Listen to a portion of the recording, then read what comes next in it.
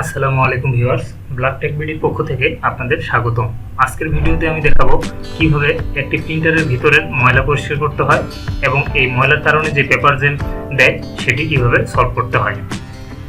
তো কথা না বাড়িয়ে মূল পর্বে যাওয়া যাক। এখন আমাকে একটি যে কোনো টেস্ট পেজ প্রিন্ট করতে হবে। তো প্রিন্ট কমান্ড করলাম, A4 পেপার সিলেক্ট করে তারপর হাই মোডে দিয়ে আমি একটি টেস্ট প্রিন্ট করব। দেখেন, প্রিন্ট কমান্ড দেওয়ার পরে পেপারটি টানার মুহূর্তে যায় পেপার আটকায়, তারপর এরর শো করবে, অর্থাৎ সিগন্যাল দিবে যে আমার পেপারটি টানতেছে না। দেখেন, এখন আমার প্রিন্টার কভারটি খোলানোর পরে শেপ রোলারের সাথে যে কেপটি থাকে সেটার সাথে একটা স্ক্রু থাকে, সেই স্ক্রুটি খুলে নিচ্ছি। তারপর বাম পাশে একটু ফোর্স দিয়ে কেপটিকে আলাদা করব। এখানে কেপের মধ্যে তিনটি লক থাকে, তিনটি লক একটু খেয়াল করে দেখেন, এই যে 1 2 3।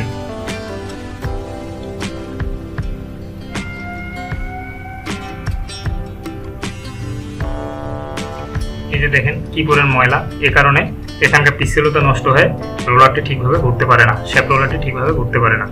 এখন আমার পেপার ট্রের যে দুই পাশের দুটি লক আছে সেগুলো একটু চাপ দিয়ে তারপর ট্রেটা স্প্রিং সহ আলাদা করব। আলাদা করে নিলাম।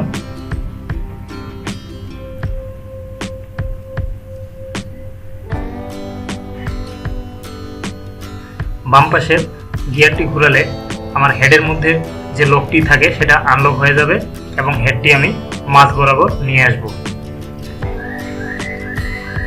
তার পুনরায় লক লিভারটি একটু পুশ করে তারপর শেপ রোলারটি একটু হালকা ঘুরিয়ে দেখবো যে ঘুরতেছে কিনা, এবং একটু হালকা ঘোরানোর পরে আমার চিমটি দিয়ে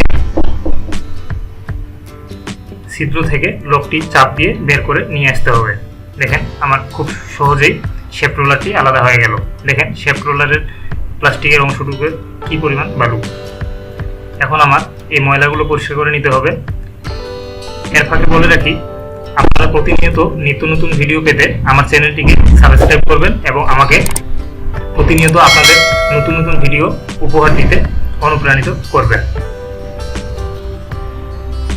ময়লা পরিষ্কার করার পর আমি প্রিন্টারটিকে খাড়াভাবে নিয়ে তারপর পিছনের দিকে ওয়াস্টিং প্যাডের স্ক্রুটি আলাদা করে নিচ্ছি।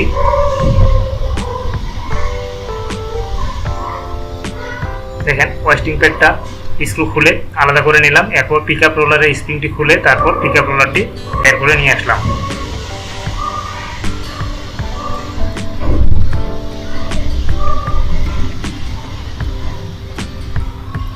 পিছনের দিকের অংশ একটু মুছে পরিষ্কার করে নিলাম এবং পিকআপ রোলার অথবা হোল্ডার রিডার যে নামই চিনি সেটাকে মুছে রাবারটিকে পরিষ্কার করে নিব ভিজা কাপড় দিয়ে। এরপর দেখেন, এই লিভারের মধ্যে ময়লাটা মুছে পরিষ্কার করে এখানে একটু পেট্রোলিয়াম জেলি অথবা পাতলা গ্রেডের যদি গ্রিস থাকে গ্রিস লাগিয়ে পিচ্ছিল করে নিব। এখন এই পিকআপ রোলারটি পুনরায় আবার রিইনস্টল করতেছি, লাগিয়ে নিচ্ছি।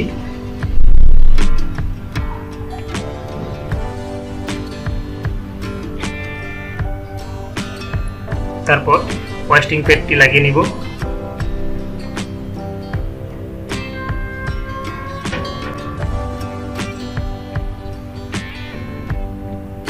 স্প্রিংটি লাগিয়ে নিচ্ছি।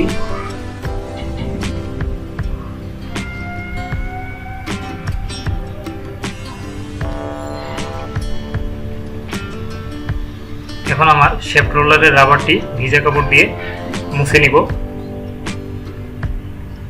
তারপর প্লাস্টিকের অংশগুলো ভালোভাবে মুছে পরিষ্কার করে সেখানে একটু গ্রিস লাগিয়ে নিলে তাহলে তার পিক্সেলতাটা ঠিক থাকবে।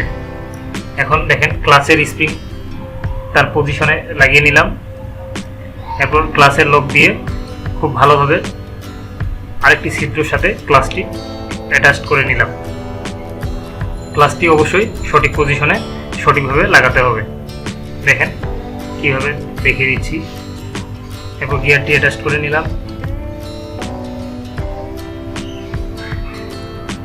এখন এই অংশটুকু লাগাতে গিয়ে একটু ভালোভাবে খেয়াল করুন।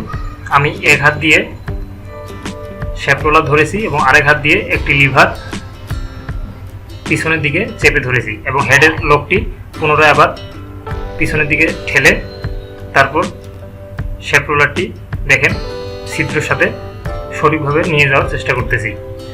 সঠিকভাবে ঢুকানোর পরে এই যে দেখেন হাত থেকে ছুটে গেল, এই অংশটুকু টুইজার দিয়ে আবার পিছনের দিকে ঠেলে তারপর আবার ফোর্স করব। দেখেন শ্যাফট রোলারটি সঠিকভাবে বসে গেছে এবং হাত দিয়ে ঘুরিয়ে তার পজিশনটি আমি ঠিক করে নিলাম। এরপর পেপার ট্রেটি স্প্রিং সহ ভালোভাবে অ্যাটাচ করে নিলাম।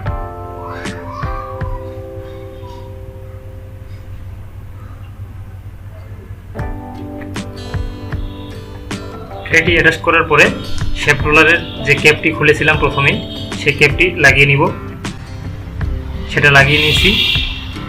এরপরে ক্যাপের সাথে যে স্ক্রু সেটা লাগানোর পরে প্রিন্টারের পাওয়ার অন করেছি। দেখেন আমার প্রিন্টার এখন রেডি মোডে আছে। এখন আমি প্রিন্ট কমান্ড দিব।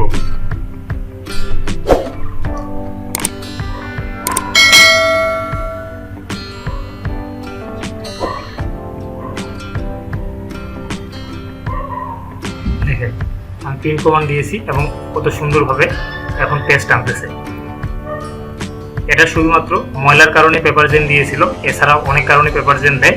তার মধ্যে আরেকটি কারণ হচ্ছে পেপারটা যে সাইড দিয়ে বের হবে সেখানে কোনো কিছু আটকায় থাকলে, কোনো কিছু পড়ে থাকলে সেই ফরেন ম্যাটেরিয়ালগুলোর জন্য পেপার সঠিকভাবে বের হতে পারে না, সেটার কারণেও পেপার জেম দিয়ে থাকে। তো ভিডিওটি আশা করছি আপনাদের ভালো লেগেছে। তো সুতরাং ভিডিওটি প্লিজ লাইক, কমেন্ট এবং শেয়ার করে আমার পাশে থাকবেন। সে পর্যন্তই, আল্লাহ হাফেজ।